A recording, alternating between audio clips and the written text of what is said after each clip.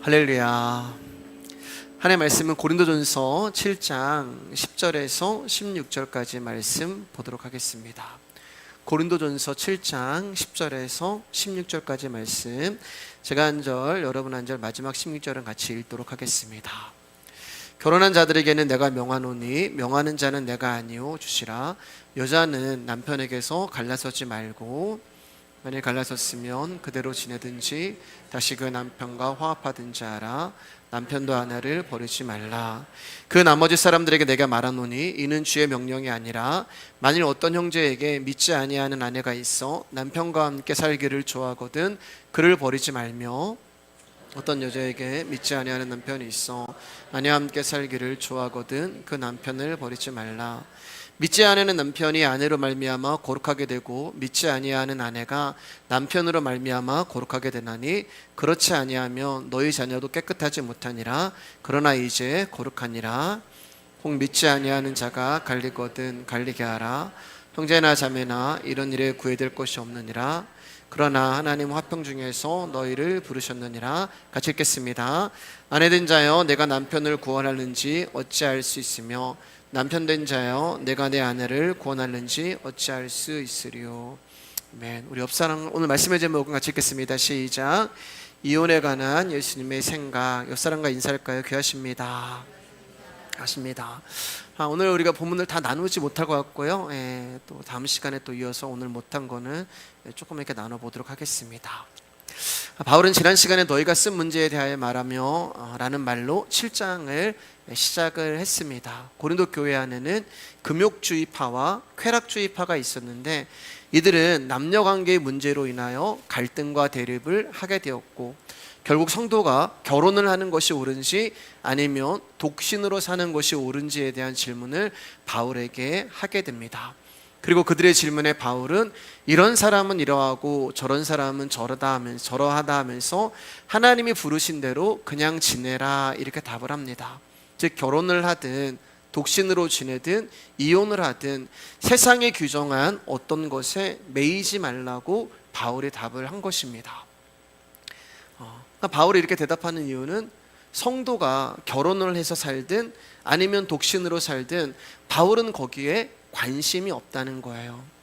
왜냐하면 결혼을 하든 독신으로 살든 이혼을 하든 그것이 신앙의 기준이 될 수 없기 때문에 그렇습니다. 여러분, 하나님의 관심은 우리가 세상에서 어떤 모습으로 살아가는가에 관심이 있는 것이 아니라 세상과 구별된 무리, 즉 성도로 사는 것에 중점을 두고 계시는 거예요. 오늘 우리가 읽은 본문을 보면은 이혼에 관한 이야기가 나옵니다.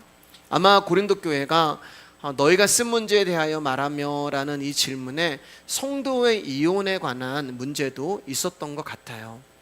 여러분, 만약 누군가가 결혼해서 서로 사랑하며 잘 사는 것과 이혼을 하는 것 둘 중 어느 것이 신앙적인 것입니까? 라고 묻는다면 우리는 당연히 서로 사랑하며 잘 사는 것이 신앙적이라고 답을 할 것입니다. 여러분, 우리가 이러한 질문에 주저없이 이렇게 답을 하는 이유는 이혼은 신앙적인 행동이 아니기 때문에 서로 맞지 않는 부분이 있어도 참고 살아야 한다는 인식이 지배적이기 때문에 그래요. 제가 자료를 찾아보니까 우리나라에서 결혼한 커플 중 3쌍 중에 한 쌍은 이혼을 한다는 통계를 보게 되었습니다. 사실 결혼과 이혼이라는 것은 성도와 불신자를 막론하고 모든 남녀가 겪는 현실적인 문제예요.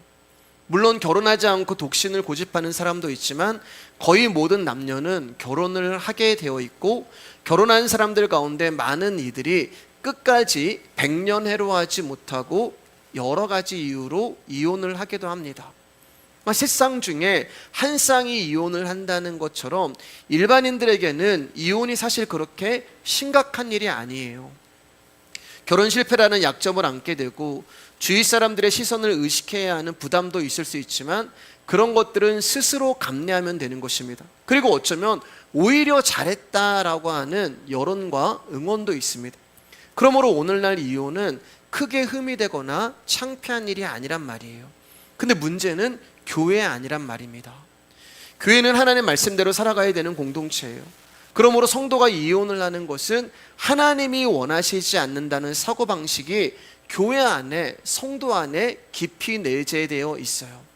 그래서 우리는 어떤 일이 있어도 부부간에는 참고 견딤으로써 부부라는 관계를 유지해야 한다는 것이 교회 안에 있는 성도의 인식이 되는 것입니다. 그래서 이혼이라는 문제는 항상 교회 안에서 어떤 이슈가 되는 거예요. 그러면 교회 안에서 성도가 이혼하는 것을 바울은 어떻게 생각할까? 정말 이혼을 하면 믿음이 없는 것이고 비신앙적인 모습일까? 사실 이 부분의 대답은 지난 시간에 우리가 이미 살펴봤어요. 왜냐하면 바울의 답은 결혼과 독신과 이혼에 관한 답이 동일하기 때문에 그렇습니다. 우리 다시 한번 읽어볼게요. 고린도전서 7장 7절입니다. 시작. 나는 모든 사람이 나와 같기를 원하노라. 그러나 각각 하나님께 받은 자기의 은사가 있으니 이 사람은 이러하고 저 사람은 저러하니라. 바울은 이혼에 관한 문제 역시 부르심을 입은 그대로, 지금 있는 모습 그대로 살아라라고 답을 합니다. 즉 세상의 어떤 규정에 매이지도 말고 세상의 모든 관습과 정통에 매이지 말라는 거예요. 바울은 성도가 결혼을 하든 이혼을 하든 독신으로 살든 관심이 없는 것입니다. 결혼을 하면 결혼을 한 대로, 이혼을 하면 이혼을 한 대로, 독신으로 살면 독신으로 산 대로 그냥 지내라는 것입니다. 왜냐하면 결혼을 하는 것도 하나님의 은혜고 하지 않은 것도 하나님의 은혜이기 때문에 하나님께로부터 받은 그대로 지내면 된다. 이것이 여러분 바울의 답이에요. 우리가 바울의 말을 잘 들으면 오해하면은 그럼 자유분방한 신앙생활을 하라는 말처럼 들리기도 하고 어떻게 보면 좀 무책임한 말처럼 들리기도 합니다. 여러분 바울이 이렇게 결혼과 이혼과 독신에 관하여서 이야기하는 것은 바울이 보는 성도의 관점과 세상이 다르기 때문에 그래요. 그럼 바울은 어떻게 보고 있냐? 바울의 눈에는 이 세상은 마지막이고 성도는 그 종말을 살아가는 자들이란 말입니다. 제가 몇 번 말씀드렸지만 이 세상에 2000년 전에 예수 그리스도의 십자가 세워짐으로 말미암아 우리는 이미 마지막을 살아가고 있는 자들이에요. 신앙이 없는, 믿음이 없는 세상 사람들은 이 세상이 왜 마지막이고 종말이라는 것을 이해할 수 없지만 예수 그리스도가 2000년 전에 십자가의 죽으심으로 말미암아 이미 구원받을 자와 그렇지 않을 자가 정해졌단 말입니다. 이미 누구는 구원받고 누구는 그렇지 않음이 예수 그리스도의 십자가의 심판으로 말미암아 정해졌단 말이에요. 그런 관점으로 이 세상을 바라보면 여러분 이 세상은 이미 종말이란 말이에요. 우리의 인생의 마지막에 세워져야 될 십자가가 역사를 뚫고 2000년 전에 세워졌어요. 이미 심판이 임했단 말이에요. 그러니까 바울의 눈에는 야 성도는 지금 마지막을 살아가는 그런 자들이야. 이 세상은 2000년 예수님의 십자가의 사건을 기준으로 이미 마지막을 살아가고 있는 거야. 그러니까 너희들은 지금 마지막을 살아가고 있다. 그런데 고린도 교회야, 너희들이 나에게 지금 질문을 하는 것을 들어보니까 결혼과 이혼을 비롯한 여러 가지 문제에 대한 질문을 하는데 그것은 어리석은 질문이야. 지금 너희들이 그런 질문할 때가 아니야. 왜냐하면 지금 너희들은 종말을 살아가고 있기 때문이다. 지금 세상의 외형이 다 지나가고 있는데 종말을 살아가는 교회가 내가 어떻게 하면 하나님을 기쁘시게 할까? 내가 어떻게 하면 하나님의 관계에서 올바로 서 있을까? 이런 거에 대해서 고민하고 신경을 써야지. 너희들의 관심은 온통 남녀의 문제, 결혼의 문제, 이혼의 문제에만 관심을 갖고 있으니 그것이 세상과 다를 것이 무엇이니? 그것은 교회가 아니다. 지금 이 이야기를 이 7절 안에서 담고 우리 가운데 말씀하고 있는 거예요. 그러니까 바울이 지금 우리에게 하고 싶은 말은 결혼 생활을 통해서 그리스도와 교회의 관계를 배우라는 거예요. 즉 그리스도와 교회와의 관계를 배우기 위해서 결혼을 할 수도 있고 이혼을 할 수도 있고 독신으로 살 수도 있다는 것입니다. 이것이 결혼과 이혼 그리고 독신에 관한 바울의 생각이에요. 자, 그럼 남자와 여자 그리고 결혼이라는 관계 안에 담겨 있는 그리스도와 교회의 관계를 이제 예수님의 말씀을 통하여서 좀 더 깊이 나누어 보려고 합니다. 오늘 10분 일찍 설교 예배를 시작했는데 왜냐하면 조금 설교가 길어요. 수요일 저녁이라 많이 피곤하시고 지치실 텐데 조금만 힘을 내서 말씀을 들어주시기를 바랍니다. 우리 옆 사람과 한 번 더 인사하겠습니다. 힘을 냅시다. 자, 마태복음 19장 3절에서 12절 말씀입니다. 제가 한 절 여러분 한 절 읽을게요. 바리새인들이 예수께 나와 그를 시험하여 이르되 사람이 어떤 이유가 있으면 그 아내를 버리는 것이 옳으니까? 예수께서 대답하여 이르시되 사람을 지으신 이가 본래 그들을 남자와 여자로 지으시고 말씀하시기를 그러므로 사람이 그 부모를 떠나서 아내에게 합하여 그 둘이 한 몸이 될지니라 하신 것을 읽지 못하였느냐? 그런즉 이제 둘이 아니요 한 몸이니 그러므로 하나님이 짝지어 주신 것을 사람이 나누지 못할지니라 하시니 여짜오되 그러면 어찌하여 모세는 이혼 증서를 주어서 버리라 명하였나이까? 예수께서 이르시되 모세가 너희 마음의 완악함 때문에 아내 버림을 허락하였거니와 본래는 그렇지 아니하니라.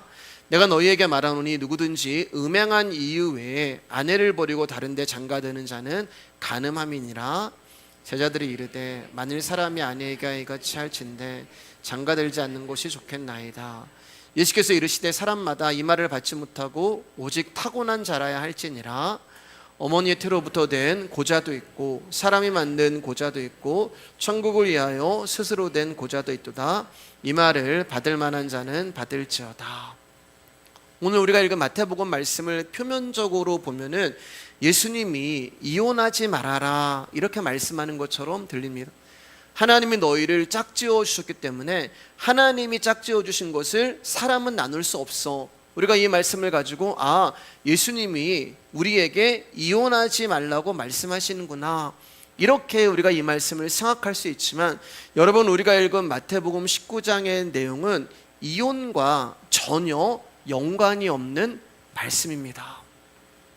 그러므로 여러분이 지금 말씀을 들으면서 예수님이 과연 이혼에 관하여 뭐라고 말씀하실까라는 관점으로 설교를 들으시면 안 돼요. 왜냐하면 예수님 역시 성도가 이혼하는 것에 관심이 없으시기 때문에 그렇습니다.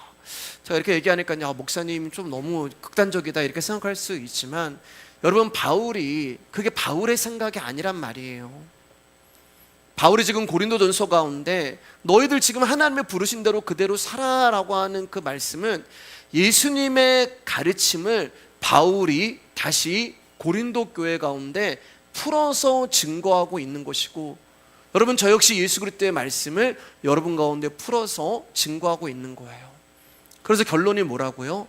결혼을 하든 이혼을 하든 독신으로 살든 지금 하나님이 부르신 그 모습 그대로 살라는 것입니다.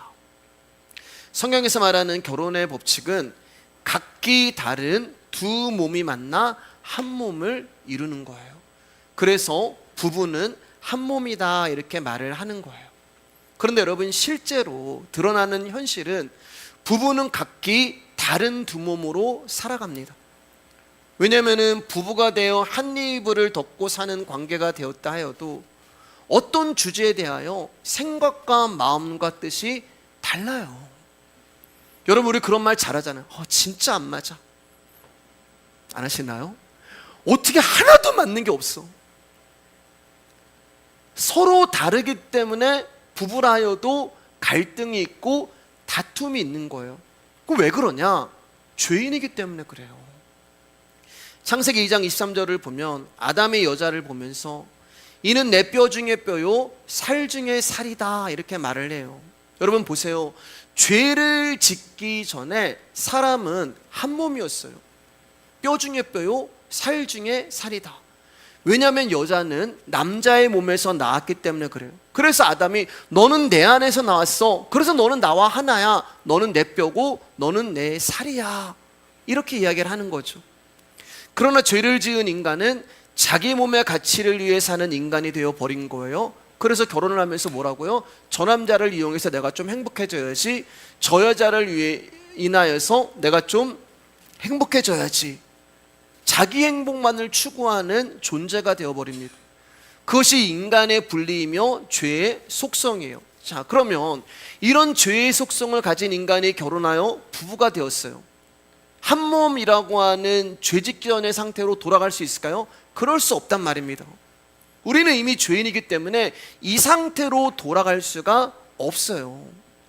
때문에 아무리 부부가 사이좋게 지낸다고 해도 여전히 자신의 몸을 주장하면서 자기를 중심으로 살아가는 존재로 서게 되는 것입니다. 그렇기 때문에 우리는 한 몸이라고 이야기하면서도 다른 생각, 다른 뜻, 다른 마음을 가지고 있는 거예요. 자, 그러면 부부는 엄밀히 말하면 이미 이혼하고 있는 상태란 말입니다. 왜냐하면 성경에서 말하는 이혼이라는 단어의 정확한 뜻은 절대로 하나가 될 수 없는 분리된 상태를 말하는 거예요. 근데 제가 조금 전에 말씀드렸잖아요. 아무리 부부라고 해도 절대 안 맞아. 하나도 안 맞아. 그러니까 엄밀히 말하면 우리는 이미 이혼된 상태로 살아가고 있을 수도 있단 말입니다. 마태복음의 내용은 이래요. 바리새인들이 예수님께, 예수님, 모세는 이혼 증서를 써주면 이혼을 해도 된다고 했는데 당신의 생각은 어떻습니까? 라고 하며 예수님을 지금 시험하고 있는 것입니다. 이들이 왜 이런 질문을 가지고 예수님을 시험하냐면 예수님이 산상수훈에서 이렇게 말씀하셨기 때문에 그래요. 우리 같이 읽겠습니다. 시작. 또 일렀을 때 누구든지 아내를, 마태복음 5장 31절 32절 시작. 또 일렀을 때 누구든지 아내를 버리려거든 이혼 증서를 줄 것이라 하였으나 나는 너희에게 이르노니 누구든지 음행한 이유 없이 아내를 버리면 이는 그로 간음하게 하며 또 누구든지 버림받은 여자에게 장가드는 자도 간음함이니라. 이들이 물어본 질문에 예수님이 대답할 것은 딱 두 가지밖에 없어요. 아내를 버리는 것이 옳다, 그렇지 않다. 그러니까 바리새인들이 이 두 가지 대답 중에 예수님은 하나만 할 수 있을 것이라 예상을 한 것입니다. 만약에 예수님이 아내를 버리는 것이 옳다라고 답을 하시면 아내를 버리는 자신들의 행동에 대한 정당성을 확보할 수 있단 말입니다. 왜냐하면 지금 당시 어떤 배경이냐면 여자는 인구계수에도 들지 못할 만큼 천대를 받는 남성 우월주의가 극에 달하는 시대가 예수님이 있었던 시대였단 말이에요. 그저 여자를 남자의 부속품 정도로 취급을 받던 시대가 바로 이 시기였단 말입니다. 히브리 문헌을 보면은 어느 정도였냐면은 남편이 죽으면 아내가 산채로 남편과 함께 순장을 했을 정도로 여자는 남자의 물건으로 취급을 받았던 것이에요. 자, 이런 시대적 분위기 가운데 예수님이 산상수훈 가운데 뭐라고 말씀하세요? 모세의 율법을 반박하시면서 이혼하지 말아라 이렇게 얘기했단 말이에요. 그러니까 예수님이 만약에 아내를 버리는 것이 옳다라고 하시면 이혼을 하지 말라는 당신의 말씀을 뒤엎는 모순인 것이고, 아내를 버리면 안 된다라고 하시면 모세의 율법에 대하여 반박을 하는 거예요. 때문에 예수님을 율법을 어긴 율법 모독죄로 고소를 할 수 있었던 것입니다. 자, 그러면 모세가 도대체 율법에 뭐라고 했는지 먼저 들어보겠습니다. 신명기 24장 1절입니다. 크게 시작. 사람이 아내를 맞이하여 데려온 후에 그에게 수치되는 일이 있음을 발견하고 그를 기뻐하지 아니하면 이혼 증서를 써서 그의 손에 주고 그를 자기 집에서 내보낼 것이요. 모세가 얘기하는 것은 이거예요. 아내와 결혼을 한 후에 아내에게 수치되는 일이 발견되면 그 여자를 내쫓아라. 그러니까 아내에게 수치스러운 일이 발견되면 남편은 이혼을 요구할 수 있다는 것이 율법의 가르침이란 말입니다. 근데 문제는 뭐냐? 히브리 남자들이 이 율법을 자기 마음대로 해석을 한 거예요. 그리고 아내에게, 여자에게 수치스러운 일이 무엇인지 그 기준이 정해진 게 없어요. 그러니까 아무 이유나 갖다 대서 수치스럽다고 하면 쫓겨나는 거예요. 여자가 밥을 못해도 수치스러운 일이고 이혼해. 반찬을 딱 먹으면 맛없어. 너 나에게 수치를 줬어? 이혼해. 이웃집 아낙네보다 못생겼어? 너 나에게 수치를 줬어? 이혼해. 빨래를 잘못했는데 쉰내가 나? 이혼해. 뭐 이런 거예요. 그냥 바가지를 걷어도 이혼이고. 시댁 식구를 남편 앞에서 욕을 해도 수치고, 그럼 그런저런 이유로 이혼을 시킬 수 있는 거예요. 남자에게 그런 권한이 있었던 거예요. 차라리 그냥 솔직하게 아내가 싫어지고 사랑이 식고 사랑이 없다고 하면 되는데, 그건 또 못하는 거예요. 왜냐면은 그렇게 하면은 이 남자는 이 여자랑 결혼한 이유가 딱 하나란 말입니다. 정욕 때문에 결혼을 한 거예요. 그러니까 나는 정욕을 채우기 위해서 너랑 결혼했어, 이런 소리는 듣고 싶지 않아요. 왜냐면은 유대인 남자들은 가정을 거룩하게 만들어야 되는 의무가 있었기 때문에 그렇습니다. 그렇기 때문에 거룩한 그들의 삶에 정욕을 채우기 위해서 이 여자랑 결혼을 했어라는 일은 있을 수가 없는 거예요. 그래서 속마음은 아내가 싫어지고 사랑이 없는데 겉으로는 가정을 거룩하게 유지해야 되고 잡음이 없이 행복한 모습을 보여주기 위해서는 모세의 율법대로 아내가 수치스러운 일을 했기 때문에 나는 이 여자랑 결혼을 합니다. 죄송합니다. 이혼을 합니다라고 하는 방법밖에 없었던 것입니다. 그래서 명목상 거룩한 가정을 지키고 행복한 가정을 세우기 위해서 남자는 여자에게 이런저런 이유로 수치스러운 일을 뒤집어 씌워서 이혼을 하는 거예요.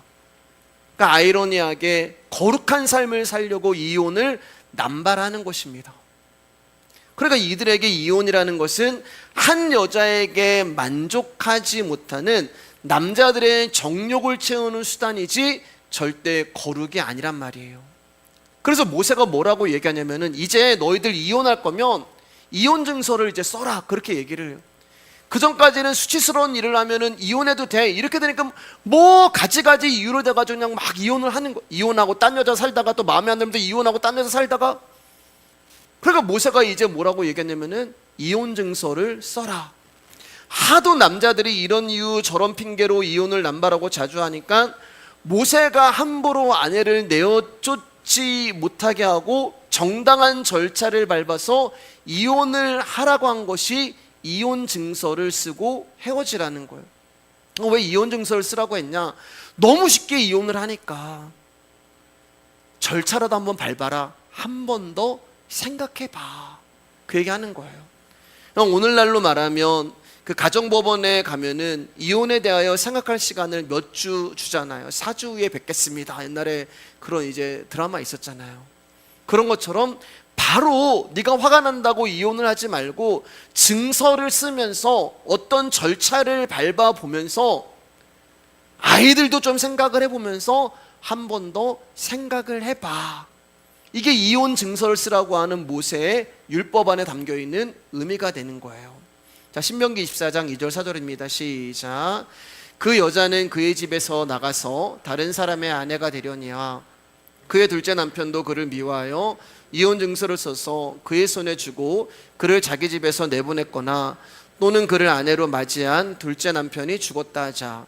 그 여자는 이미 몸을 더럽혔은즉 그를 내보낸 전 남편이 그를 다시 아내로 맞이하지 말지니 이 일은 여호와 앞에 가증한 것이라. 너는 내 하나님 여호와께서 내게 기업으로 주시는 땅을 범죄하지 말지니라. 자, 그런데 이제 부부였는데 이혼을 했어요. 그래서 이혼 증서를 받은 아내가 다른 남자를 만나가지고 결혼을 했습니다. 재혼을 해서 다른 남자의 여자가 됐어요. 그런데 둘째 남편도 이 여자에게 수치스러운 일을 뒤집어 씌워서 이 여자에게 이혼 증서를 쓰고 이혼을 했어요. 자, 그런데 이 둘째 남편이 죽은 거예요. 근데 성경이 뭐라고 하냐면은 전 남편이, 그러니까 첫 번째 남편이 그 여자를 다시 아내로 맞이하지 말아라. 그건 하나님 앞에 가증한 것이다, 이렇게 얘기해요. 근데 오늘날 우리의 생각으로는 전 남편과 다시 재혼할 수 있어요. 지금도 그런 일이 일어나요. 왜냐면은 첫 번째 결혼한 부부가 이혼을 했어요. 그리고 이 남자가 다른 여자를 만나서 살아보니 구간이 명간이다. 예. 첫 번째 저 여자가 나랑 더 잘 맞았다. 그러니까 지금 재혼을 하니까 이 여자랑 안 맞는 거예요. 먼저 여자가 나랑 더 잘 맞았고 더 괜찮은 여자였다라는 것을 깨달았습니다. 근데 이 첫 번째 여자가 결혼을 했는데 그 남편이 죽어버린 거예요. 그러면은 이 남편이 지금 살고 있는 여자랑 이혼을 하고 그 자기랑 헤어졌던 그 여자를 아내로 맞이할 수 있단 말이에요. 얼마든지 그것은 오늘날 가능한 거예요. 근데 성경은 그렇게 하지 말아라. 그렇게 하면은 여자는 이미 몸을 더럽혔기 때문에 하나님 앞에 가증한 것이다. 2번 결혼하는 것이 몸을 더럽히는 것이고 하나님 앞에 가증하다, 이렇게 얘기하는 거예요. 근데 여러분, 요한복음을 보면은 예수님이 사마리아 여인 가가지고 뭐라고 얘기해요? 너 남편 데리고 와. 남편이 5명이나 있었잖아요. 아니, 2번 결혼하는 것은 가증하다고 이야기하면서 5번 결혼한 여자한테 가셔가지고는 내가 너의 남편이야, 너는 나의 신부다, 이렇게 얘기한단 말이에요. 다른 남자와 결혼한 것이 더럽고 가증한 일이라면 예수님은 사마리아 여인을 그냥 직사시키셨어야 돼요. 근데 그렇게 하지 않으시잖아요. 그녀를 회복시키시고 그녀의 상처를 만져주시고 진짜 남편은 나야 라고 말씀을 하십니다. 그럼 2번 결혼하는 것이 몸을 더럽히고 하나님 앞에 가증하다는 말은 과연 무슨 말일까? 신중하라는 거. 결혼이 장난이니? 이혼이 장난이니? 그 얘기하는 거예요. 살아보니까, 헤어지고 살아보니까 먼저 여자가 더 좋았구나, 구간이 명간이구나 하면서 전부인과 재혼하려고 하지 말고 그렇게 하기 전에 한 번 더 생각해보고 고민해봐. 그러니까 모세가 이혼을 하려거든 이혼 증서를 써주고 이혼을 하라는 것은 너무나 함부로 이혼을 하는 자들의 죄를 고발하는 거예요.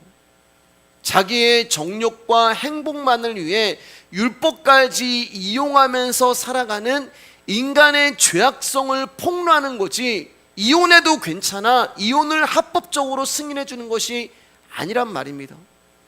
그래서 예수님이 산상수훈에서 음행한 영고 외에 아내를 버리는 것은 간음이다라고 말씀하는 거예요. 마태복음 19장 7절 8절입니다. 시작. 여짜오되 그러면 어찌하여 모세는 이혼 증서를 주어서 버리라 명하였나이까? 예수께서 이르시되 모세가 너희 마음의 완악함 때문에 아내 버림을 허락하였거니와 본래는 그렇지 아니하니라. 여기 정확하게 말씀하시잖아요. 음행한 영고 외에 아내를 버리는 것은 간음이다. 근데 모세는 왜 이혼하라고 얘기하고 이혼 증서를 써주라고 말씀을 하셨어요? 그때 뭐라고 얘기하는 거예요? 그것이 인간의 죄로 인한 완악함 때문이다. 이게 예수님의 답이에요. 즉 모세가 이혼 증서를 쓰라고 한 것은 자기 몸의 정욕과 행복을 추구하는 완악함으로부터 아무것도 할 수 없는 여자를 보호하기 위함이지, 아내를 버리는 것이 정당하다는 것에서 나온 것이 아니란 말입니다.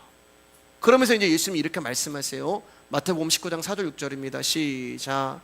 예수께서 대답하여 이르시되 사람을 지으신 이가 본래 그들을 남자와 여자로 지으시고 말씀하시기를 그러므로 사람이 그 부모를 떠나서 아내에게 합하여 그들이 한 몸이 될지니라 하신 것을 읽지 못하였느냐?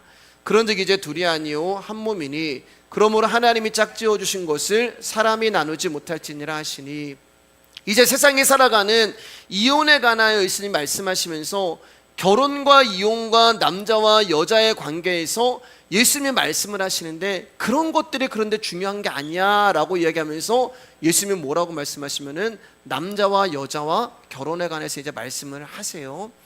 여러분 4절을 보시면 하나님이 사람을 지으셨는데 남자와 여자로 지으셨다 이렇게 말씀하세요. 그리고 5절에서 한 몸이라는 것이 나옵니다. 그래서 우리가 이것도 통해서 부부는 한 몸이야 이렇게 이야기를 해요. 하나님이 당신의 형상으로 남자와 여자를 만드신 것입니다. 그리고 남자와 여자가 그 둘을 한 몸으로 만들어 버렸는데, 이 한 몸으로 만들어 버리는 것 가운데 한 분이 더 계신단 말이에요. 남자라는 성이 나와요. 여자라는 성이 나와요. 근데 여기 보면은 한 명이 더 등장을 한단 말이에요. 남자라는 성과 여자라는 성이 합쳐진 것을 한 몸이라고 얘기해요. 이해가 되시죠? 예. 어려운 거 어렵나요? 집중해서 들어보세요. 자, 남자가 있고 여자가 있어요. 남자와 여자가 합쳐진 것을 성경을 한 몸이라고 얘기하는 거예요. 여러분, 육체적인 어떤 그런 그 성적인 것을 얘기하는 게 아닙니다. 예. 남자가 있고 여자가 있는데 이 남자와 여자가 하나가 되는 것을 한 몸이야, 이렇게 이야기하세요. 그러니까 남자라는 성과 여자라는 성, 그 둘이 합쳐진 제3의 성이 있다는 걸, 그것을 한 몸이라고 얘기한단 말입니다. 그러니까 한 몸이라는 존재 안에는 남자와 여자가 들어가 있는 거예요. 그것을 뭐라고 얘기하냐? 하나님 나라의 백성이라고 이야기를 합니다. 여러분, 제가 이렇게 설명드리는 것은 결혼이라는 관계를 통한 그리스도와의, 교회와의 그리스도와의 관계를 설명하는 것이고, 부부라는 한 몸을 통하여서 하나님 나라 백성 되는 것을 설명드리기 위하여 이렇게 말씀드리는 거예요. 자, 여러분, 천국 가면 남자가 있어요? 남자가 있을까요? 천국에. 네, 한번 대답해 보세요. 천국에 남자가 있을까요? 제가 추도 예배를 이렇게 가는데 어떤 분이 기도하시는데, 하늘에서 우리의 예배를 받으시는 어머님이 얼마나 기뻐하실까? 여러분, 천국에 남자가 있을까 없을까? 대답해 보세요. 네, 없어요. 여자는요? 여자도 없어요. 남자도 없고 여자도 없단 말입니다. 그래서 말씀드렸잖아요. 지금 이 땅에는 남자라는 성이 있고 하나님이 남자를 만들고 여자를 만들었는데, 이 남자와 여자가 합쳐진 게 한 몸인데, 이 한 몸의 정체가 뭐냐? 하나님 나라의 백성이란 말이에요. 남자도 아니고 여자도 아니란 말이에요. 여러분, 천국 가는 남자는 없어요. 천국 가면 여자도 없어요. 여러분, 우리가 이 땅에서 육신을 벗는 순간 팅하고 튕겨져 나가는데, 여러분, 창세 전에 하나님은 우리를 선택하셨잖아요. 우리가 있었단 말입니다. 창세 전에, 영원 전에. 영원 전에 우리가 있었어요. 그 영원 전에서 우리가 지금 이 땅에 왔단 말입니다. 그리고 우리는 다시 이 땅을 떠나가는 그 순간 그 영원 전에 나에게로 돌아가는 거예요. 막 이렇게 얘기하면 막 신천지 막 이단들은 막 이런 거 막 신비해서 그러는데 잘 이해가 되시죠? 예. 영원 전에 나라는 존재가 있었는데, 우리가 갈라디아서에서 공부했잖아요. 하나님이 인생을 허락하신 이유가 너희가 무엇 때문에 하나님 나라 백성이 되는지 그거 배우고 와, 인생을 허락하셨다고 얘기했잖아요. 그러니까 영원 전이라고 하는 나라는 존재에서 인생이라고 하는 이 땅에 내가 왔어요. 근데 이 세상을 떠나가는 순간, 이 육신에서 튕겨져 나가는 순간 우린 다시 영원 전의 그 모습으로 들어가는데, 그 모습은 남자도 아니고 여자도 아니란 말이에요. 하나님의 백성이란 말이에요. 여러분, 천국은 남자도 없고 여자도 없어요. 가족이라는 관계도 사라집니다. 천국에 계신 우리 어머니, 천국에 계신 우리 아버지, 그런 거 아니란 말이에요. 그곳에는 오직 한 몸을 이루신 그리스도와 그분의 백성밖에 없는 거예요. 여러분, 만약에 천국에도 남자와 여자라는 성이 존재한다면 거기서도 시집가고 장가가고 그런 일이 있어야 한단 말이에요. 그런데 천국에서는 남자와 여자가 없기 때문에 시집가고 장가가는 일이 없어요. 그래서 예수님 누가복음에서 이렇게 말씀하십니다. 누가복음 20장 같이 읽을게요. 시작. 예수께서 이르시되 이 세상의 자녀들은 장가도 가고 시집도 가되 저 세상과 및 죽은 자 가운데서 부활함을 얻기에 합당히 여김을 받은 자들은 장가가고 시집가는 일이 없으며 그들은 다시 죽을 수도 없나니 이는 천사와 동등이요 부활의 자녀로서 하나님의 자녀임이니라. 하나님의 자녀만 천국에 있지 거긴 남자와 여자도 없어요. 그래서 제가 예전에 제 아들이 이제 어렸을 때 막 이해도 못하지만 이제 아빠가, 그러니까 저희 아이들이 이제 성경을 막 보면서 어렸을 때 이제 궁금한 게 막 있잖아요. 막 이제 아빠 막 궁금한 게 이해가 안 되는 거예요. 그럼 이제 아빠 이거는 이제 왜 그래? 라고 물어보면은 제가 이제 설명을 해주는데, 제가 이제 또 이렇게 하다 보면 이렇게 많은 걸 또 이렇게 얘기하고 싶잖아요. 그게 굉장히 장황하게 설명을 해주는 거예요. 얘가 생각하는 대답은 1분이면 되는데 저는 그 한 질문 가지고 이제 1시간을 막 설명을 하니까 그다음부터 애들이 질문을 안 하더라고요, 저한테요. 분명히 궁금한 게 많을 텐데. 근데 어느 날 제 아들이 이제 교육자문을 딱 열고 들어온 거예요. 열고 딱 들어오면서 제가 그때 이제 좀 나이가 좀 있고 이제 선배다 보니까 위에 있었는데, 부목사 중에 위에 있었는데 제 아들이 문을 딱 열고 들어와가지고 길룡아 이러는 거예요. 초등학생이었는데. 그래서 같은 있는 부목사님이 야, 너 지금 목사님한테 무슨 말이야? 근데 저희 아들이 뭐라는, 우리 아빠가 천국에 가면은 다 친구라고 그랬어요. 그렇게 얘기해요. 맞아요, 여러분. 하나님 나라 가서도 건이가 제 아들일까요? 아니란 말이에요. 저는 1972년도에 넌 태어나라고 하나님이 영원전에 잠깐 던져놓은 거예요. 여기 50년대 오신 분들 계시고 60년대 오신 분들 계시고 저보다 밑에 후에 오시는 분들 계시고, 그러나 우리의 목적지는 하나란 말이에요. 이 인생에서 왜 네가 예수 그리스도의 은혜로 하나님의 백성이 되었는지 그거 배우고 오라고 창세전에 선택한 저희들을 이곳 가운데 던져놓은 거예요. 그래서 그렇게 해서 다시 하나님 나라에 가게 되면은 거기는 장가가고 시집가고 가족이라는 관계도 없고 예수 그리스도 하나님만 있고 하나님의 백성들 자녀들만 모여서 그분만을 영광 돌리고 그분만을 찬송하고 그 일밖에 하지 않는 거예요. 자, 그러면 왜 이 땅에서는 남자와 여자를 만드셨을까? 천국에도 없는 남자와 여자라는 성을 왜 이 땅에 만드셨고, 천국에도 없는 결혼을 왜 이 땅 가운데 하게 하셨고, 천국에도 없는 부부라는 관계를 왜 이 땅 가운데 허락하셨냐는 거예요. 창세기 1장 26절 27절입니다 시작.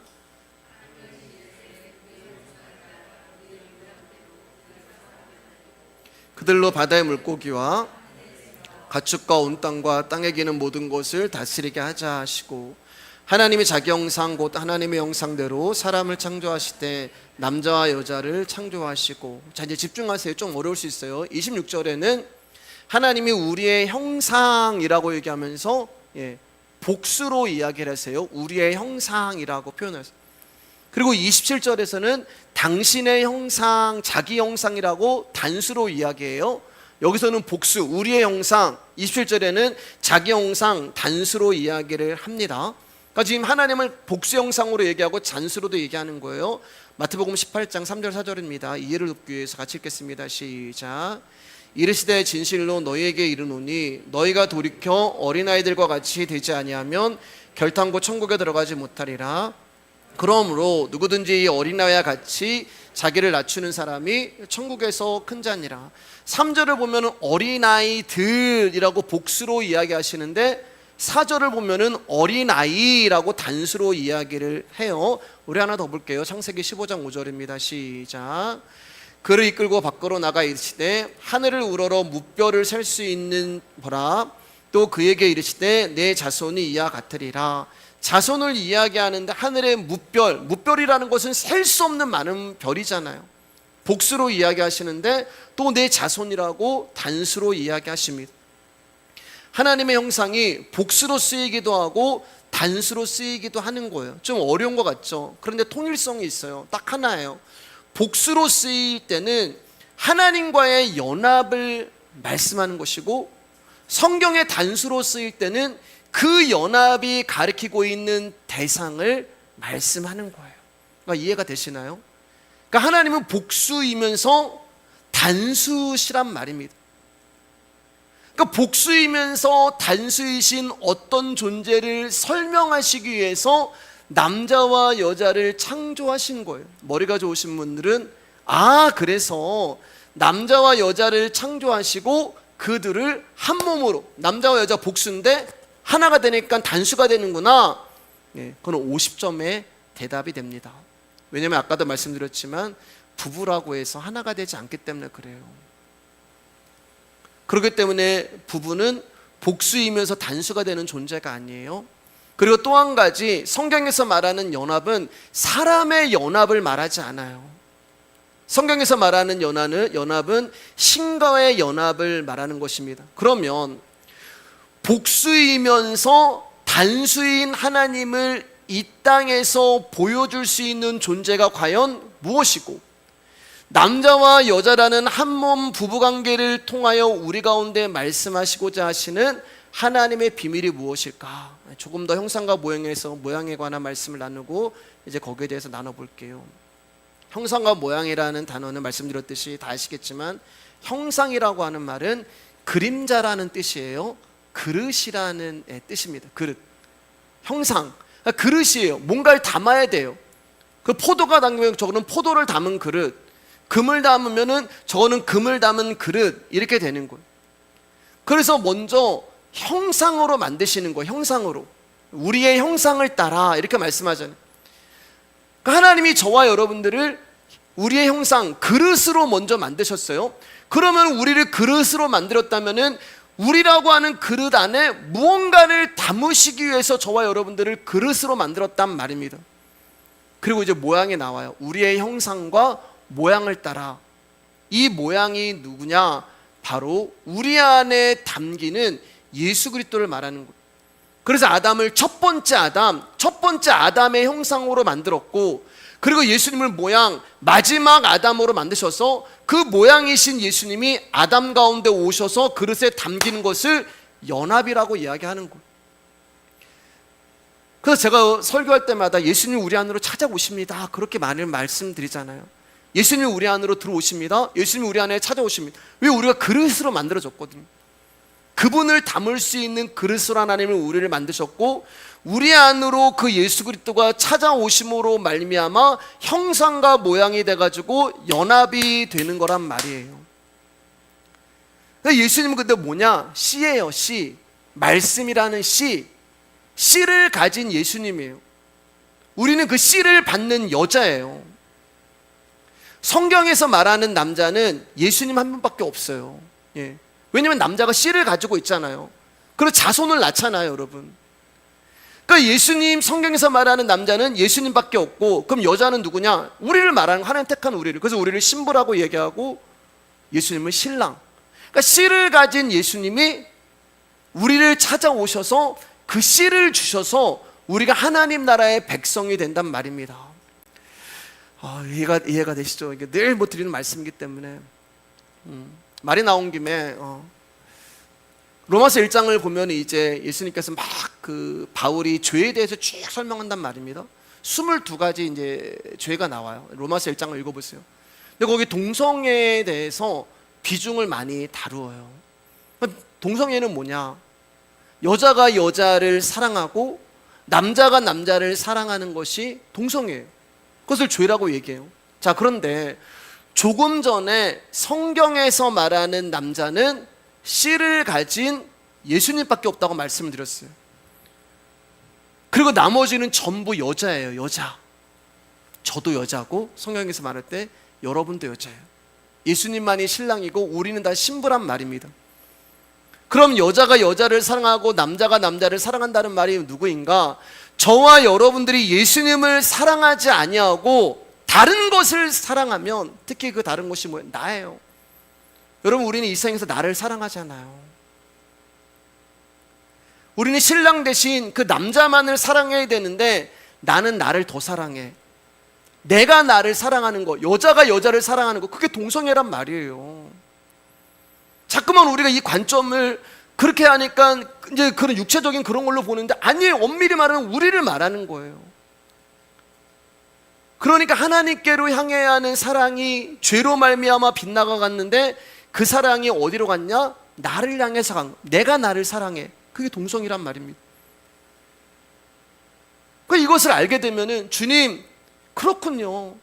내가 동성애와 별반 다를 것 없이 죄를 짓는 모든 불의를 저지르는 자가 나군요.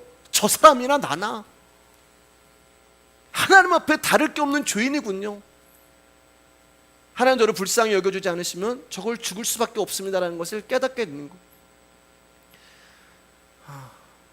여러분, 기독교는 죄를 안 짓게 하는 것을 목적으로 하는 종교가 아니에요. 죄를 안 짓는 방법을 가르쳐주는 종교도 아니에요. 기독교는 나라는 존재의 실체가 무엇인가를 알게 해주고 깨닫게 해주고 인정하여 나라는 자를 위하여 십자가에 죽으신 하나님의 아들 예수 그리스도를 아는 종교가 기독교입니다. 그게 전부예요. 우리는 육신을 입고 살아가는 동안 죄를 안 지을 수가 없어요. 그러나 그런 죄를 지을 때마다 하나님, 저 좀 도와주세요. 하나님, 저는 할 수 없는 자입니다. 하나님, 저는 죽어 마땅한 자입니다. 하나님, 이러한 저를 불쌍히 여겨주시고 긍휼히 여겨주세요라고 나를 부정하고 나를 부인하는 자를 하나님은 오늘도 원하시고 기다리신단 말입니다. 다시 한번 창세기 2장 24절입니다. 시작. 이러므로 남자가 부모를 떠나 그의 아내와 합하여 둘이 한 몸을 이룰지이다. 여러분 보세요. 아담과 하와는 창조가 됐어요. 부모가 없어요. 부모가 없단 말입니다. 근데 여기 어떻게 남자가 부모를 떠나 이렇게 얘기하잖아요. 아담을 얘기하는 거예요. 근데 아담은 아까 얘기했지만은 첫 번째 아담, 마지막 아담을 이야기합니다. 여자는 부모를 떠나지 않아요. 그럼 이 말은 지금 남자는 부모가 있다는 말이 되는 거예요. 성경에서 말하는 남자는 누구라고요? 예수님이요. 그러니까 예수님이 하나님 아버지를 떠나서 여자인 우리를 찾아오신 거예요. 모양이신 예수 그리스도가 하나님 아버지 그는 근본 본체시나 모든 것을 비우시고 이 땅에 있는 여자인 저와 여러분들을 오셔서 뭐예요? 합하여 내 안에 들어오셔서 연합을 이루셔서 한 몸을 이루신 하나님의 백성으로 우리를 만들어내신단 말입니다. 그래서 여기에 이렇게만 쓰여 있는 거예요. 그러니까 이것을 우리가 이해하지 못해 이 말씀을 풀 수가 없는 거예요. 여러분 어떻게 아담이 부모가 있어? 이게 뭔 말이야? 그러니까 예수님은 하나님 아버지를 떠나서 여자인 우리에게 찾아오시는 복음을 창세기에서 이렇게 숨겨놓고 우리 가운데 알려주시는 거예요. 이것이 연합이요 일치요 하나됨이요 복수가 단수가 되는 일이 되는 것입니다. 그리고 그 존재가 바로 땅에 있는 교회를 말하는 거예요. 그러니까 성경에서 말하는 한 몸은 뭐냐? 부부가 아니라 교회를 말한단 말입니다. 에베소 1장 23절입니다. 시작. 교회는 그의 몸이니 만물 안에서 만물을 충만하게 하시는 이의 충만함이니라. 교회는 그의 몸이니 머리가 그리스도가 되고 저와 여러분들이 그분의 몸이 되는 거잖아요. 그래서 세례 요한이라고 하는 율법이 댕강 목이 잘리고 거기에 예수 그리스도라고 하는 복음이 와서 하나가 되는 거잖아요. 근데 인자는 머리 둘 곳이 없다 이 세상에서 이 땅에서. 근데 머리 둘 곳이 생겼단 말이에요. 바로 교회가 되는 것입니다. 그래서 사람과 사람 사이의 연합을 말하는 것이 아니라 성경에 말하는 연합은 말씀이신 씨를 가지신 예수님과 이 땅의 교회라고 하는 저와 여러분의 연합을 말하는 거예요. 이 교회를 설명하시기 위해서 부부라는 관계를 하나님이 이 땅 가운데 두신 거예요. 이 연합을 우리 가운데 말씀하시기 위해서 하나님이 이 땅에 남자와 여자를 두시고 거기서 너희들이 한 몸이 돼서 이게 뭔지 아니? 교회야. 하나님이 이렇게 우리를 사랑하셨어. 이것을 알려주시기 위해서 이 땅 가운데 남자와 여자와 부부를 두신 거예요. 창세기 2장 20절 23절입니다. 시작. 아담이 모든 가축과 공중의 새와 들의 모든 짐승에게 이름을 주니라. 아담이 돕는 배필이 없으므로 여호와 하나님이 아담을 깊이 잠들게 하시니 잠들매 그가 갈빗대 하나를 취하고 살로 대신 채우시고 여호와 하나님이 아담에게 취하신 그 갈빗대로 여자를 만드시고 그를 아담에게로 이끌어 오시니 아담이 이르되 이는 내 뼈 중에 뼈요 살 중에 상이라. 이것을 남자에게서 취하였은즉 여자라 부르리라 하니라. 여러분 이건 몇 번 우리가 나누었던 말씀이잖아요. 지금 아담은 혼자예요. 아담은 혼자이기 때문에 늘 불완전한 상태고 온전치 못한 상태입니다. 이러한 아담을 하나님이 완전하게 하시기 위해서 여자를 만들어 주시는데 어떻게 만들어 주세요? 아담을 재워요. 아담을 깊이 잠들게 하십니다. 여러분 성경에서 말하는 깊은 잠은 죽음을 말하는 거예요. 죽었기 때문에 갈비뼈 떠내도 아픈 걸 모르는 거예요. 아담의 갈비뼈를 취하셔가지고 여자를 만들었는데 살아있는데 여러분 갈비뼈 막 야 내 갈비뼈 하나만 줘봐 막 이게 어떻게 가능해요? 죽은 거예요. 아담은 죽은 거예요. 하나님은 지금 하나님은 아담 죽은 아담에게서 갈비뼈라는 생명을 꺼내서 여자를 만드십니다. 그러니까 여자는 남자의 생명으로 만들어진 거예요. 그러니까 여자는 처음 창조될 때부터 남자를 도와서 그의 생명을 유지케 하는 없어서는 안 될 돕는 자로 탄생을 하는 것입니다. 근데 창세기 보면은 이게 영리가 나온단 말이에요. 뱀이 여자를 건드려요. 하나님의 방법은 하나님, 남자, 여자예요. 창세기 보면은 뱀이 누구랑 얘기해? 여자가 나와요. 여자가 올라가는 거예요. 그게 죄란 말이에요. 제가 지금 남성 우월주의 얘기하는 게 아니죠. 하나님, 남자라고 하는 예수님, 여자라고 하는 우리를 말하는 거예요. 그래서 남자와 여자는 다른 생명이 아닌 하나의 생명으로 존재케 되는 것입니다. 요한복음 19장 34절입니다. 크게 시작. 그중 한 군인이 창으로 옆구리를 찌르니 곧 피와 물이 나오더라. 예수님이 마지막 아담이에요. 십자가에서 죽으셨습니다. 그래서 군인이 창으로 옆구리를 찔렀어요. 죽었나 안 죽었나 확인해 보려고 옆구리를 찌르니까 그 옆구리에서 물과 피가 쏟아져 나왔단 말입니다. 창세기에서는 아담을 잠재워서 갈비뼈에서 여자를 채웠고, 마지막 아담이신 예수님이 우리를 어떻게 살렸냐면은 그 옆구리에서 나온 물과 피, 이게 보혈이란 말이에요. 이 물과 피로 말미암아 교회가 완성이 되고 교회가 만들어져서, 교회가 뭐라고? 여자예요. 그러니까 첫 번째 아담과 마지막 아담이 이제 하는 일이 똑같단 말입니다. 당신이 십자가에 죽으시고 옆구리에서 터져나온 물과 피로 인하여서 교회가 탄생이 됐어요. 근데 그 교회가 뭐라고요? 여자예요. 그 예수님이 여자와 합하여 한 몸이 되는 그 일이 예수 그리스도의 십자가의 죽음으로 만들어졌단 말입니다. 그래서 우리를 예수님의 신부라고 이야기하고 당신의 교회라고 말하는 거예요. 즉 예수님이 십자가에서 깊이 잠드심으로 취하여진 그 갈비뼈로 말미암아 저와 여러분들이 신부가 된 것이고 우리가 교회가 된 것입니다. 그렇게 만들어진 우리는 이제 부모를 떠나서 예수님과 연합함으로 말미암아 한 몸이 되었고, 그분이 내 안에 살고 내가 그분 안에 사는 부부가 된 거예요. 그래서 성경은 것을 비밀이라고 이야기합니다. 에베소 5장 30절 33절입니다. 시작. 우리는 그 몸의 지체임이라 그러므로 사람이 부모를 떠나 그의 아내와 합하여 그 둘이 한 육체가 될지니 이 비밀이 크도다. 나는 그리스도와 교회에 대하여 말하노라. 그러나 너희도 각각 자기 아내 사랑하기를 자신같이 하고 아내도 남편을 존경하라. 그러니까 이 비밀을 모르면 우리는 자꾸 이 말씀 가지고 그냥 결혼하는 사람들 그 줄에서밖에 안 되는 거예요. 근데 뭐라고 해요? 바울이 비밀이 크도다. 나는 지금 이 세계는 남자 여자 결혼하는 거 얘기하는 게 아니라 그리스도와 교회에 대해서 이야기를 하는 거야.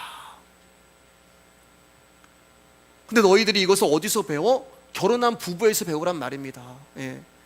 그래서 우리 강혁이는 우리 현정이를 교회가 물과 피를 쏟아내기까지 이렇게 교회를 사랑했고, 교회인 현정이는 우리 강혁이를 보면서 아, 예수님이 나를 이렇게 사랑했구나, 목숨을 다해 사랑했구나, 존경해야지, 이게 부부간의 그 관계가 되는 거예요. 그거 알라고 우리를 이 땅 가운데 허락하신 것입니다. 다시 말씀드리지만 사람은 부부라 하더라도 한 마음 한 뜻 한 생각 한 몸이 될 수 없단 말입니다. 여러분, 바울이 비밀이라고 얘기하잖아요. 예. 성경이 이야기하는 것은 시집가고 장가가고 이혼하고 아들 딸 낳고 잘 낳고 성공하고 행복하고 싸우고 이런 것에 대해서 관심이 없단 말이에요. 이런 것을 말씀하는 게 아니에요. 결혼이라는 관계를 통하여 그리스도가 교회인 우리를 어떻게 사랑하셨고 저와 여러분이 왜 신부가 되었고 아내가 되었는지를 알라는 거예요. 우리는 이 땅에서 부부로 살면서 다투고 갈등하고 그러면서 나라는 존재의 죄악성과 본성이 드러나고 폭로당하고 밝혀지는 것을 통하여서 야, 나는 내 아내도 사랑하지 못하고 나는 내 남편도 사랑하지 못하고 나라는 존재는 나랑 가장 가까운 사람에게 상처를 주고 나라는 존재는 나랑 가장 가까운 사람을 사랑할 수도 없고 다른 생각하고 딴 마음을 가지면서 살아가는 존재가 나구나. 그게 간음이란 말이에요. 육체로는 배우자랑 같이 있지만 다른 남자 생각하고 다른 여자 생각하는 거, 그게 간음이란 말입니다. 그럼 우리는 어떻게 해야 돼요? 우리는 이혼당해야 되는 거예요. 왜요? 우리의 속사람을 보시는 내 남편 되시는 그분이 내가 지금 뭐 예수님 나의 신랑, 주 나의 신랑, 나 주의 신부, 그 사람은 이 찬양은 막 그렇게 하면서도 속으로는 다른 놈 생각하고 다른 니은 생각하고 있단 말이에요. 그 우리의 속사람을 보시는 하나님 그걸 모르실까요? 우리는 이혼당하고 우리는 파면당해야 되는 그런 존재란 말입니다. 예수님이 우리를 위해 물과 피를 다 쏟으시면서 저와 여러분을 당신의 신부로 맞이하셨는데 우리는 그 남편에게 만족하지 못하고 계속 남편을 바꾸는 거예요. 5명이나 진짜 남편이신 예수님을 우습게 알고 그 진짜 남편이신 예수님을 이용만 하고 그 진짜 남편이신 예수님을 나의 정욕과 욕망과 쾌락을 위해서 때로는 예수님을 수치스럽게 만들어버리고 그래서 저와 여러분들은 전부 다 예수님 앞에, 예수님께 이혼을 당해야 되는 존재들이란 말입니다. 사람은 부부라 하더라도 아무리 수십 년을 살아도 변하지 않고 한마음 한뜻 한생각 한 몸이 될 수가 없어요. 부부라 하더라도 다른 생각하고 다른 목적으로 살아가는 것이 인간의 본성입니다. 모든 인간의 모습이에요. 그렇기 때문에 성경은 남자와 여자를 말하는 것이 아니라 교회를 말하는 것입니다. 좀만 더 하고 마치겠습니다. 여러분, 우리는 남편이신 예수님을 수치스럽게 만드는 자들이, 아내인 우리로 하여금 남편이신 예수님이 드러나고 세워지고 영광과 찬송을 받아야 하는데, 오히려 우리는 예수님의 이름을 부르면서 그분을 수치스럽게 만들고 그분의 십자가를 바닥에 패대기치며 우리를 향한 그분의 사랑을 쓰레기로 만들어버리는 자들이 우리예요. 그래서 우리는 버림을 받아 마땅하고 이혼당에 마땅한 존재들이란 말입니다. 우리를 향해서 돕는 자, 돕는 배필이라고 얘기하는데, 돕는 배필은커녕 신랑인 예수님께 관심도 없어요. 세상에 너무 재밌고 세상에 너무 좋다 보니까 예수님이라는 남편은 생각도 안 나요. 너 언제 생각나요? 가끔 돈 떨어지면 생각나요. 남편한테 돈 좀 달라고 얘기했다. 요즘 힘들어 죽겠어요. 저 너무 힘들어요. 저 너무 고난이 깊어요. 돈 좀 주세요. 그러다가 조금 채워지면 남편 또 잊어버려요. 그러니까 우리는 예수님을 사랑하는 자들이 아니에요. 나를 사랑하는 자지. 나를 사랑하는 게 뭐라고요? 동성이에요. 그러니까 동성애자가 나예요, 여러분. 그래서 저와 여러분들이 이 죄악에 맞는 저주와 심판의 보응을 받아야 하는 자들로 심판대에 서야 하는 자들이란 말입니다. 근데 예수님 뭐라고 말씀하시냐면은, 하나님이 짝지어 주신 것을 사람이 나누지 못할지니라. 누구도 너를 나에게서 빼앗갈 자가 없다고 마태복음 말씀 가운데 얘기했잖아요.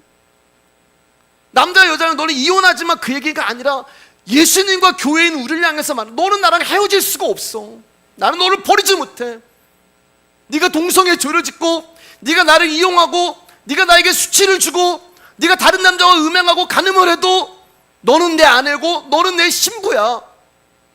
창세전에 이미 그렇게 언약을 했고 약속을 했고, 내가 내 목숨을 다해서 내가 너를 샀다, 그 이야기를 하는 거예요.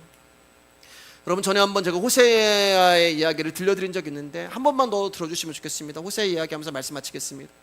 호세아 3장 2절입니다. 한번 크게 읽어주세요. 시작. 내가 은 15개와 보리한 호멜반으로 나를 위하여 그를 사고. 호세아 목사님이죠. 호세아 목사님, 예수님을 말해요. 여러분, 이 호세아라는 이름이 구약인데 호세아가 신약으로 넣으면 예수예요. 예수라는 이름이 호세아하고 예수 똑같은 이름이에요. 호세아는 유명한 목사님이었습니다. 존경받는 목사님이었어요. 모든 사람이 호세아 목사님, 이럴 정도로 하나님의 말씀을 위해서 살아가는 존재였어요. 예수님을 의미해요. 그런데 하나님이 호세아 가운데 나타나서 고멜과 결혼을 하라고 이야기를 합니다.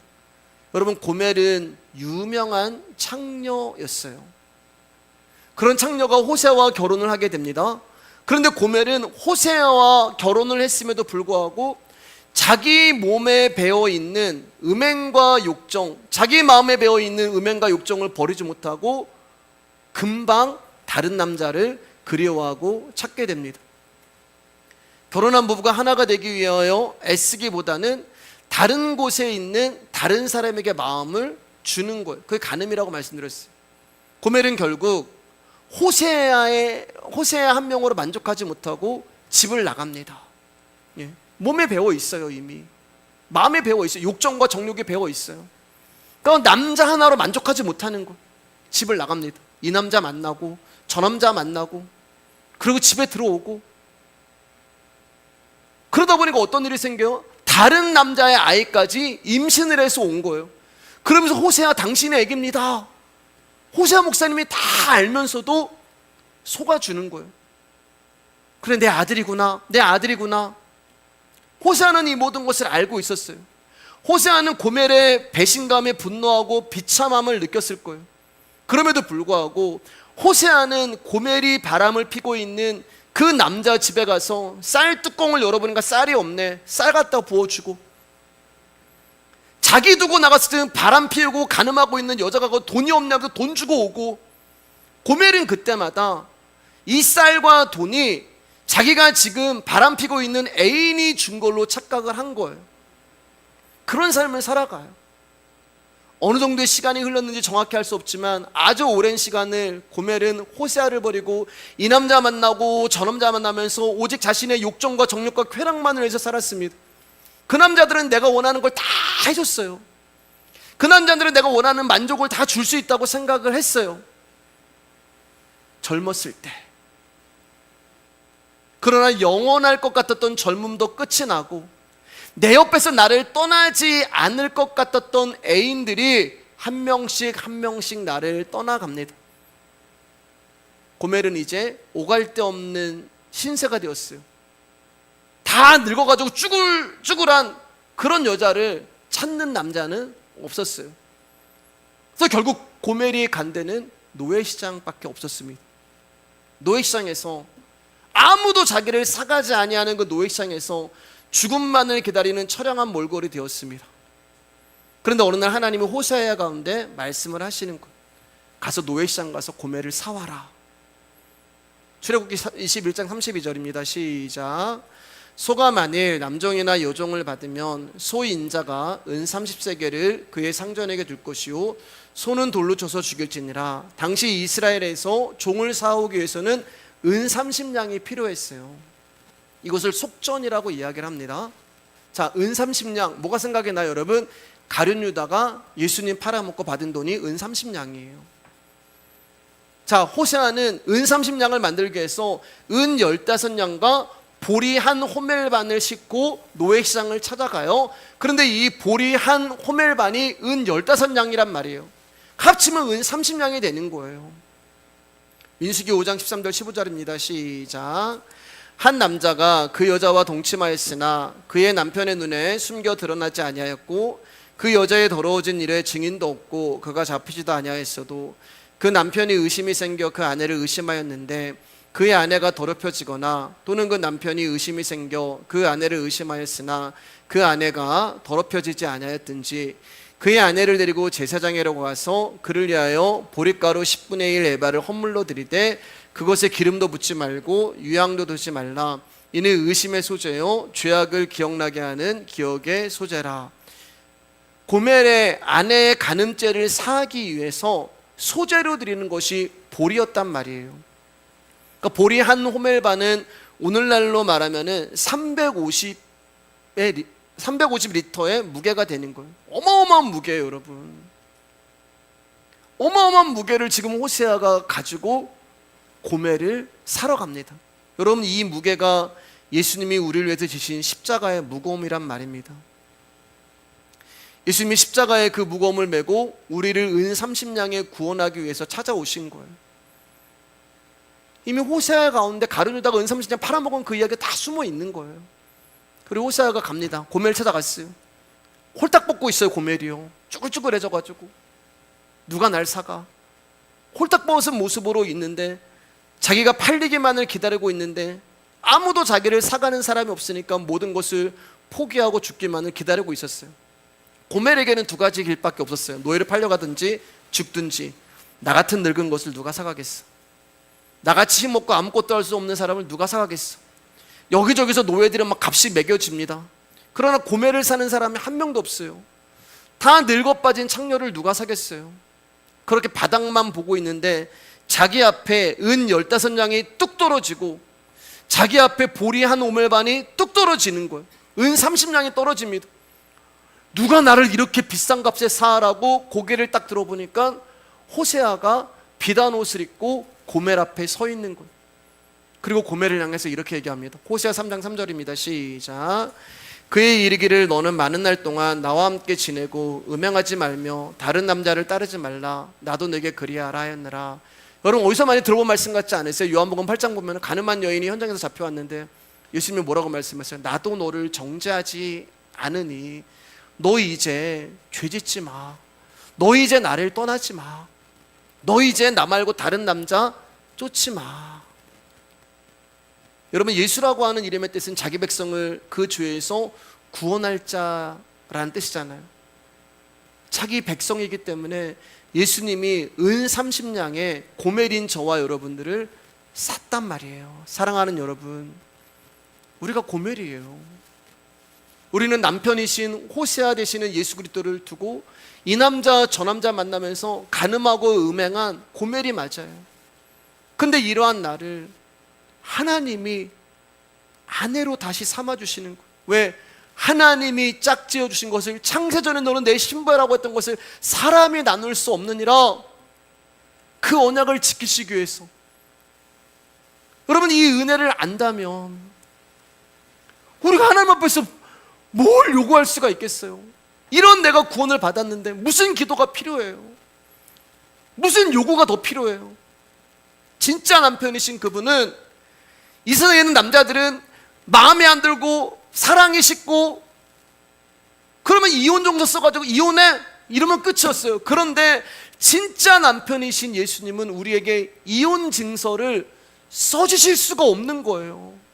왜요? 버릴 수가 없기 때문에, 우리를 모른다고 할 수 없기 때문에, 알면서도 사랑해 주시는 거예요. 간음하는 거 알고, 다른 남자 만나는 거 알고, 나 안 사랑하는 거 알고, 그런데도 사랑해 주시는 거예요. 너 왜 그랬니라고 묻지도 않으세요. 그냥 사랑해 주시는 거예요. 너 왜 다른 남자 만났니? 왜 다른 남자랑 음행했니? 너 왜 다른 남자랑 잤니? 묻지도 않으시고 그냥 사랑해 주시는 거예요. 그렇게 나를 사랑하시는 나의 남편이 내 안에 오셔서 진짜 하나가 되어주시고, 진짜 한 몸이 되어주시고, 나라는 교회의 머리가 되어주신 것입니다. 부부가 한 몸이 될 수 있는 것은 오직 사랑으로만 가능한 거예요. 사랑이 있을 때만 서로의 몸을 내 몸으로 여기는 한 몸이 될 수 있는 것입니다. 그러나 우리에게는 이 사랑이 없어요. 우리는 각자 자신의 몸의 행복을 추구하는 이기적인 속성을 가진 자들이기 때문에 그렇습니다. 그래서 사랑이 내 안에 오신 거예요. 하나님은 사랑이시라. 그래서 사랑이 내 안에 오신 것, 나를 사랑해 주시기 위해서, 나를 섬겨 주시기 위해서, 나를 용서해 주시기 위해서, 나와 함께 해주시기 위하여서 진짜 사랑이신 남편이 나를 찾아오신 것입니다. 사랑하는 여러분, 성도는 신랑으로 오신 예수 그리스도에 의하여 선택되어진 신부입니다. 예수님의 신부로, 신랑이신 예수님과 한 몸이라는 관계로 천국에서 영원히 사실 것을 소망하시면서, 이 땅에 하나님이 나에게 아내로, 남편으로 맺어주신 그 관계를 통하여서 예수 그리스도와 교회가 무엇인가를 여러분 깨우칠 수 있는 저와 여러분 되기를 주님의 이름으로 축복합니다.